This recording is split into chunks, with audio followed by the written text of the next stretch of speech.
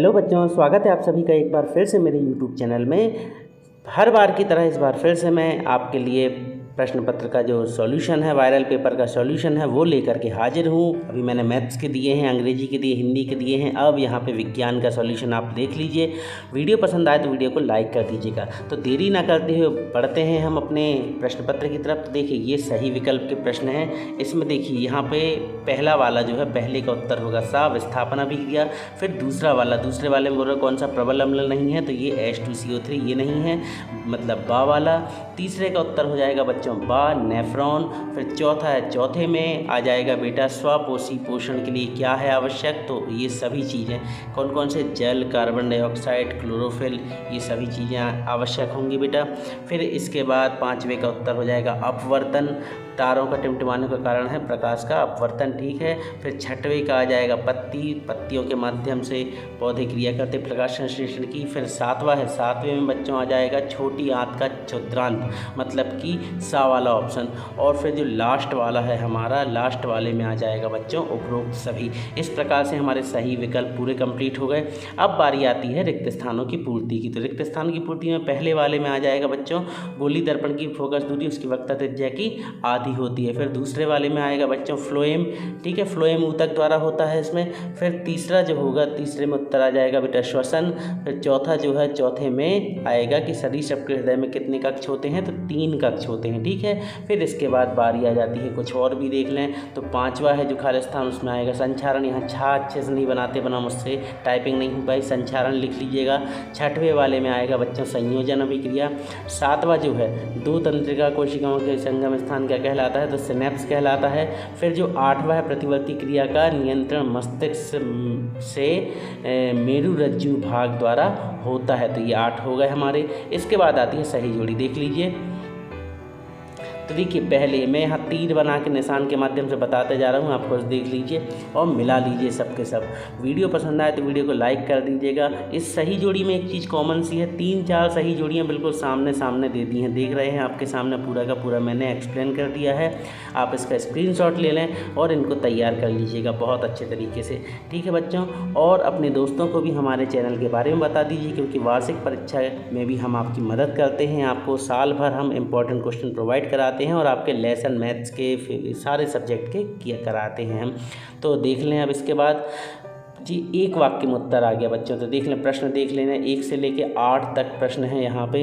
तो मैंने इन सारे के सारे प्रश्नों के उत्तर एक साथ एक बार में पूरे दे दिए हैं, तो आप यहाँ पे देख लीजिएगा। बहुत स्पीड में मैंने निकाल दिए हैं, तो देख लीजिए। पहले में सेंट्रिकल में, दूसरे में 10 की घात 7 जी, तीसरा P बराबर 1/A F metre second, 1/F बराबर 1/U प्लस 1/B, 1.5 से 3 के बीच में उत्तल दर्पण का। 7वां है आवर्धन, और जो 8वां है वो है बच्चों अवतल लेंस। पूरे आपके सामने है, स्क्रीनशॉट लेके आप तैयार कर लीजिएगा। इसके बाद हम प्रश्न उत्तर की तरफ बढ़ते। तो पहला प्रश्न है आपका, प्लास्टर ऑफ पेरिस के 2 उपयोग और उदासीनी अभिक्रिया। तो हमने यहाँ पे उदासीनी अभिक्रिया वाला आपको उत्तर बताए हैं, देख लीजिए आप, पूरा का पूरा आपके सामने है। उदासीनी अभिक्रिया क्या है, जब कोई क्षार अम्ल से अभिक्रिया करता है तो लवण तथा जल बनाता है, इस अभिक्रिया को उदासीनीकरण अभिक्रिया कहते हैं। बच्चों, वीडियो को पसंद करते हैं यदि आप, तो प्लीज़ लाइक कर दिया कीजिए और चैनल को सब्सक्राइब भी कर लीजिए अगर आप नए हैं तो। ओके बच्चों, इसके बाद हम अगले प्रश्न की तरफ बढ़ते हैं। ये नंबर भूल जाइए, 5वें प्रश्न का उत्तर था। अब हम 6वें की बात कर रहे थे। तो 6वें में मैंने आपको द्विविस्थापन अभिक्रिया का एक समीकरण लिखने के लिए आया था, उसका उत्तर मैंने बताया है, देख लीजिए। ये है द्विविस्थापन अभिक्रिया में एक नए उत्पादों के निर्माण के लिए 2 अभिकारकों के बीच आयनों का आदान प्रदान होता है। और ये समीकरण जो लिखे हैं नीचे, ये 2K भी याद, ये लिख दीजिएगा आप, ठीक है बच्चों, ये हो जाएगा आपका। फिर उसके बाद बारी आती है 7वां। तो 7वें में हमने परावर्तन के नियम बता दिए हैं जो ऊपर ही थे। परावर्तन के नियम वैसे ही मोस्ट इंपॉर्टेंट क्वेश्चन है, देख लें इसका उत्तर क्या है। ये है, आपतन कोण परावर्तन कोण के बराबर होता है। आपतित किरण दर्पण के आपतन बिंदु पर, अभिलंब तथा परावर्तित किरण सभी एक ही तल में होते हैं। पूरा लिखा है आपके सामने, स्क्रीनशॉट ले लीजिए। फिर इसके बाद बारी आती है प्रश्न 8वां की। तो रक्त दाब क्या है, मतलब जो रक्त का दाब होता है वो क्या होता है, इसकी परिभाषा। और एंजाइम क्या होते हैं, तो मैंने रक्त दाब की परिभाषा आपके सामने बता दी है। रक्त दाब की डिफाइन कर दिया है कि रक्त वाहिकाओं की दीवारों के विरुद्ध जो दाब लगता है उसे रक्त दाब कहते हैं। यह दाब शिराओं की अपेक्षा धमनियों में बहुत अधिक होता है, ठीक है। इसके बाद आती है बारी प्रश्न क्रमांक हमारे 10वें की, संयोजन अभिक्रिया क्या है। तो संयोजन अभिक्रिया का उत्तर आप देख लीजिए। जब किसी अभिक्रिया में भी पूरी लिखी है आपके सामने नीचे आ रही है, स्क्रीनशॉट ले लीजिए, क्योंकि मैं वैसे ही बहुत लेट हो गया हूँ आंसर देने में, तो इस कारण से फटाफट मैं निकालता जा रहा हूँ। आप देखते जाइए, प्रश्न आपके सामने आ रहे हैं। 11वें का अथवा बता रहा हूँ मैं, अपवर्तनांक किसे कहते हैं, तो ये आएगी बच्चों अपवर्तनांक की डेफिनेशन। आप देख लीजिए कि अपवर्तनांक किसी माध्यम का वह गुण होता है जिसके आधार पर उस माध्यम में प्रकाश किस वेग से गति करेगा, यह निर्धारित होता है। ओके बच्चों, ये दो प्रकार का होता है, निरपेक्ष और सापेक्ष अपवर्तनांक। इसके बाद अगले प्रश्न की तरफ बढ़ते हैं। तो अगले प्रश्न में मैंने एक गणित का सवाल सॉल्व किया है आपके लिए। गणित मतलब जो आपके न्यूमेरिक क्वेश्चन होते हैं उनको सॉल्व किया है। तो देख लीजिए, पूरा दिया है फोकस दूरी F बराबर 40, पूरा का पूरा आपके सामने है, आपको ऐसा ही ऐसा लिख देना है। यहाँ पे 100 से 40 कटा है तो ये 2.5 डायप्टर आ गया। ठीक है बच्चों, इसके बाद बारी होती है प्रश्न क्रमांक 13 की, प्रकाश संश्लेषण की क्रिया का समीकरण सहित लिखिए। तो इसको आप देख लीजिए, ये है पूरी प्रकाश संश्लेषण की क्रिया। बच्चों मैंने बहुत तेज़ी से वीडियो निकाला है, आपको स्क्रीनशॉट ले के काम चलाना होगा, क्योंकि मैं वीडियो डालने में लेट हो गया हूँ, इसलिए मैंने जल्दी किया है। फिर अगले प्रश्न की तरफ बढ़ते हैं।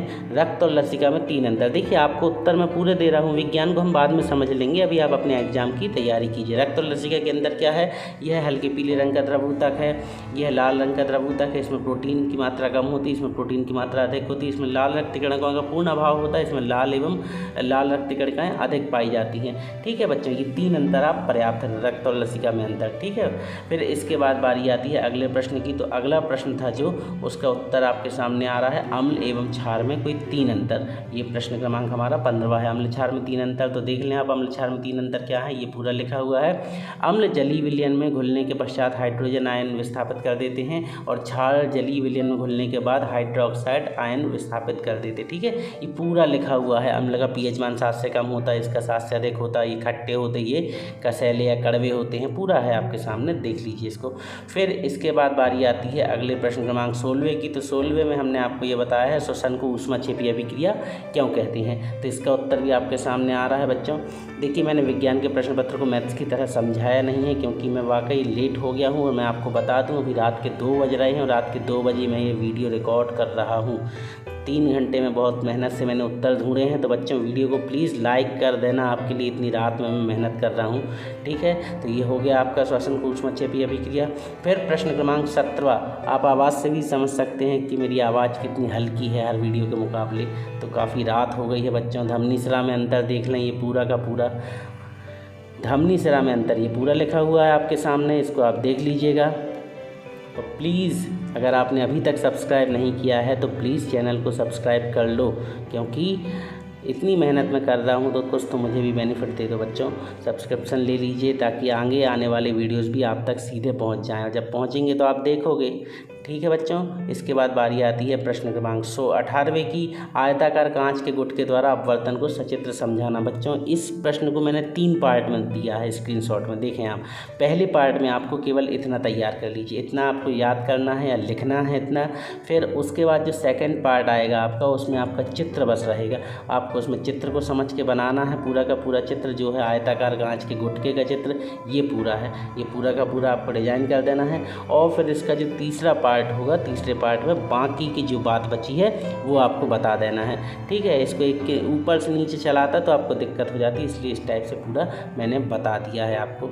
तो इस तरीके से ये प्रश्न भी कंप्लीट हो गया आपका। ये बेटा मोस्ट इम्पॉर्टेंट क्वेश्चन है, ये लगभग हर दूसरे साल आपके फाइनल एग्जाम में पूछा जाता है, मगर थोड़ा सा कठिन है और चित्र को आपको बनाते बनना चाहिए। फिर हम बात करते हैं प्रश्न क्रमांक 19वें की। तो ये 19वां है कि लेंस के आवर्धन से क्या तात्पर्य, इसका सूत्र लिखना है। आवर्धन का ऋणात्मक, ये नहीं, इसके अथवा वाला आपको बता दिया मैंने। किसी अवतल लेंस की फोकस दूरी, ये सरल है, इसको सीख लीजिए आप। ये पूरा का पूरा आपके सामने है, स्क्रीनशॉट ले लें, इसको जैसा का तैसा आप लिख देना। इसमें भी सेम टू सेम वही फार्मूला उसी तकनीक से हल किया है, जैसा अभी हमने एक सवाल सॉल्व किया था उसको इसी के जैसे दोनों को आपको हल कर देना है। ये पूरा उत्तर है आपका, लास्ट में आ जाएगा u बराबर -13। इसके बाद आ जाएगा बच्चों रासायनिक समीकरण को संतुलित करने के लिए। तो रासायनिक समीकरण को संतुलन मैंने आपके सामने पेज पे लिख दिया है, आप देखें इसको। ये है पूरा का पूरा समीकरण आपका संतुलन कर दिया है यहाँ पे। ये प्रश्न क्रमांक 20वें का उत्तर है। स्क्रीनशॉट ले लें और बहुत अच्छे से समझिएगा। इसमें चौथे वाले में जो कार्बन डाइऑक्साइड है उसके सी के ऊपर एक पेन थोड़ा सा चल गया था, वो कुछ नहीं, सी है वो, ठीक है। फिर इसके बाद 21वां है जो मनुष्य के पाचन तंत्र। देखिए कन्फ्यूज किया है, मनुष्य में पाचन तंत्र, तो ये बोल के भैया पूछ रहे हैं यकृत और अग्नाशय के 2 कार्य। ये प्रश्न है यकृत अग्नाशय के 2 कार्य, बस। अब पाचन नाचन तंत्र से आप कन्फ्यूज मत हो जाना। तो आपको यकृत के 2 कार्य बता देना है, तो ये हैं यकृत के कार्य। देखें आपको बहुत स्पीड में मैं निकाल रहा हूँ, स्क्रीनशॉट लेके आप इसको तैयार कर लीजिए। और फिर आ जाएगा बच्चों अग्नाशय के कार्य। तो ये हैं यहाँ पे अग्नाशय के कार्य, इनको भी आपको देख लेना है। 2-2 कार्य बोले थे, यहाँ पे 3-3 कार्य आपके सामने मैंने प्रस्तुत किए हैं, तो इनको आप तैयार कर लीजिए। इसके बाद अगला और हमारा अंतिम प्रश्न आएगा। तो अंतिम प्रश्न में ये 22वां का ऊपर वाला ही मैंने कर दिया है कि कोई डॉक्टर प्लस क्षमता का ये लेंस यूज़ करता है। तो बच्चों इसका उत्तर आपके सामने आ रहा है, स्क्रीनशॉट ले करके तैयार कर लीजिए पूरा का पूरा। ये पूरा हो गया है यहाँ पे। और लेंस को बताना था लास्ट में कि ये अपसारी है या अभिसारी। तो बच्चों ये लेंस होगा अभिसारी। पूरा इसका डिस्क्रिप्शन आपको दे दिया है।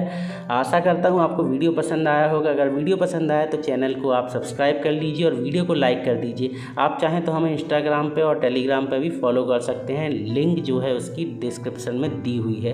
तो बच्चों प्लीज़ थोड़ा सा आप सपोर्ट कीजिए, मैं भी आपको सपोर्ट कर रहा हूँ। और हम इसी तरह अपना जो स्नेह है बनाए रखेंगे आपके फाइनल एग्ज़ाम तक। मिलते हैं बहुत जल्द अपने अगली वीडियो के साथ। तब तक के लिए पढ़ते रहिए, बढ़ते रहिए। Good bye.